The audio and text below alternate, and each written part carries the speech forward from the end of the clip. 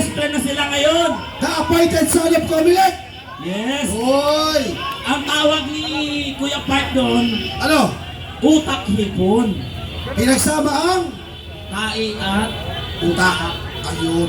So, huwag na natin patagalin, partner. yes. Okay, tawagin natin ang isang maisog. Walang iba. Kundi si Joey Joey Cruz. Alabahan po natin si Ma'am Joey Cruz.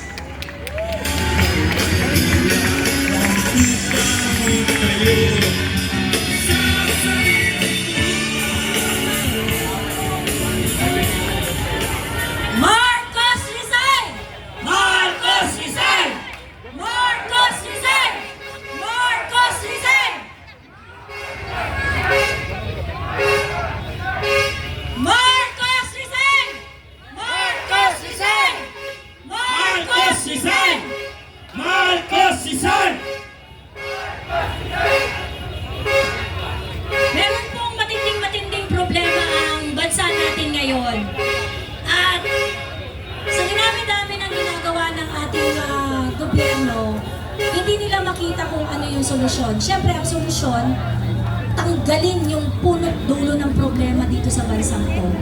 And that is, mag-resign na si Bongbong Marcos.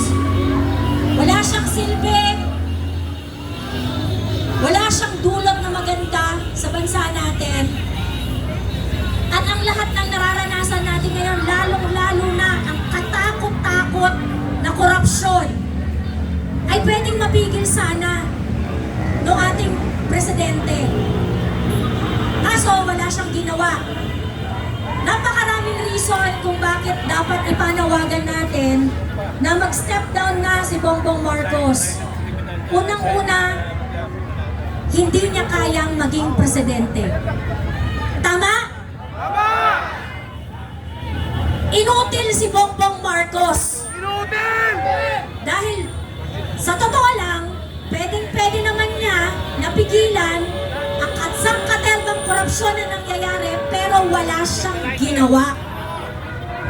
At dahil dito, hindi natin mapigil na pagkumparahin kung papaano ginawa ni dating Pangulong Duterte na resolbahin ang mga problema ng bayan na sinasabi nila ngayon na ang dami-dami daw kasalanan sa mundo. Lahat na lang ng kasalanan sa mundo, binabato sa mga Duterte.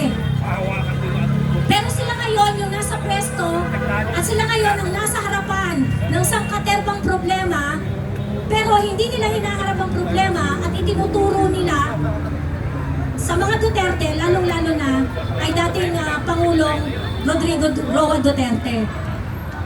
Hindi katanggap-tanggap to.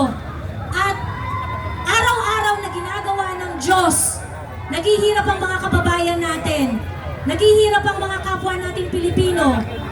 At kung ano-anong distraction ang binibigay nila sa atin so that we are going to look the other way. Dinidistract nila tayo sa mga investigasyon kuno, dinidistract nila tayo sa mga kung ano-ano nilang mga pasirkus para malito tayo.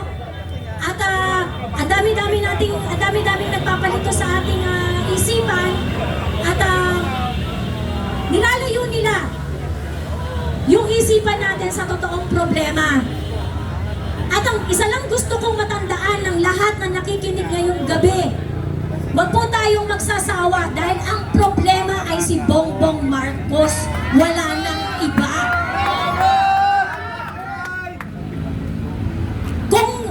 Ginawa ni Bongbong Marcos, kasi pinagkatiwalaan natin siya Noong 2022, pinagkatiwalaan siya ng maraming Pilipino. Pagkakataon niya na to para baguhin ang nakasulat na ng mga sangkaterbang bagahe ng pamilyang Marcos. Opportunity ito na binigay sa kanya.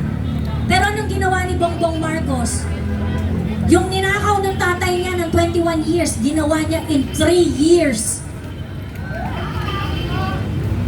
Walang kahihiyan. Halang ang kaluluwa, correct? Kaya dapat lang na siya ay pababain na. Nararapat lang na itigil na, sir, hindi niyo na kaya eh. kayo dyan. Diba? Huwag nyo nang patagalin to.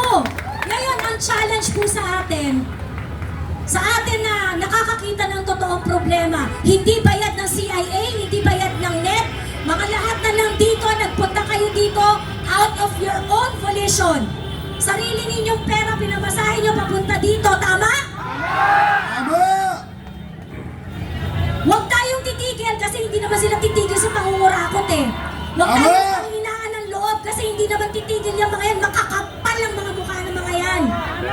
Huwag tayong mapagod ipaglaban ang kinabukasan ng mga anak natin, ng mga bagong darating na mga Pilipino. Huwag tayong mapagod na isigaw ang mga bagay na gusto natin para sa bayan natin.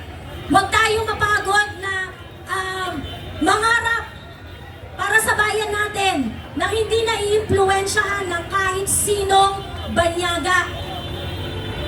Tayo yung legit, tayo yung totoo, na nandito, na sumisigaw, na sarili nating boses para ipaglaban ang bayan natin. Hindi tayo bayad ng NED, hindi tayo bayad ng CIA. Pilipinas lang yung nasa puso natin, tama? Tama! So, huwag po tayong magsawa, isigaw at ilaban ang bansang Pilipinas. Ubusin natin ang lahat ng korap, ubusin natin ang lahat ng mga nanggagahasa sa ating bansa. At sana, sa mga susunod pa ng mga araw, magtiyaga po tayo, mag-invest po tayo para sa kinabukasan natin. Yayain po natin ang mga kaibigan natin, kapamilya natin. Kailangan nating magkaisa at ipakita kung gaano tayo kadismayado dito sa gobyernong ito.